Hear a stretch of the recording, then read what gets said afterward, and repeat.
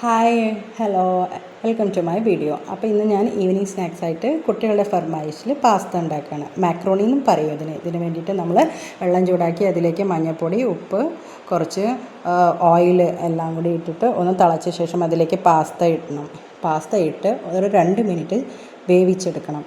ആ വേവുന്ന സമയത്ത് നമുക്ക് അപ്പോഴേക്കും ഇവിടെ സവാള, പച്ചമുളക്, ginger garlic paste, tomato puree എല്ലാം കൂടി റെഡിയാക്കി വയ്ക്കാം.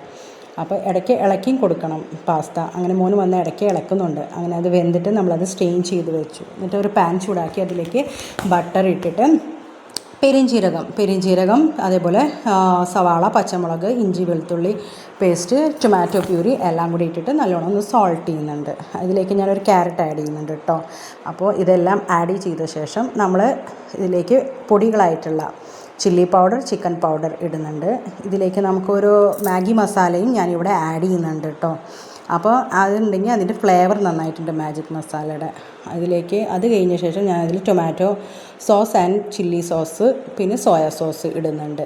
ഇതെല്ലാം ഇട്ട ശേഷം ചെറുതായിട്ട് എണ്ണ തേടിയുന്നവരെ കുറച്ച് വെള്ളം ഒഴിച്ച് ചെറുതായിട്ട് തിക്ക് ഗ്രേവി ആവുന്നവരെ വേവിക്കുക.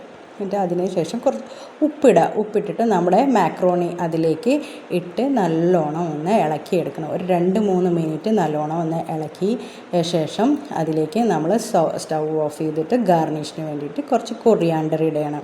അപ്പോൾ ഇത് നല്ല ടേസ്റ്റാണ്, കുട്ടികൾക്ക് കഴിക്കാനൊക്കെ ഭയങ്കര ഇഷ്ടമാണ്. അപ്പോൾ എൻ്റെ കുട്ടികൾക്കൊക്കെ ഭയങ്കര ഇഷ്ടമാണ്. അതുകൊണ്ട് ഇതെല്ലാവരും ട്രൈ ചെയ്ത് നോക്കുക.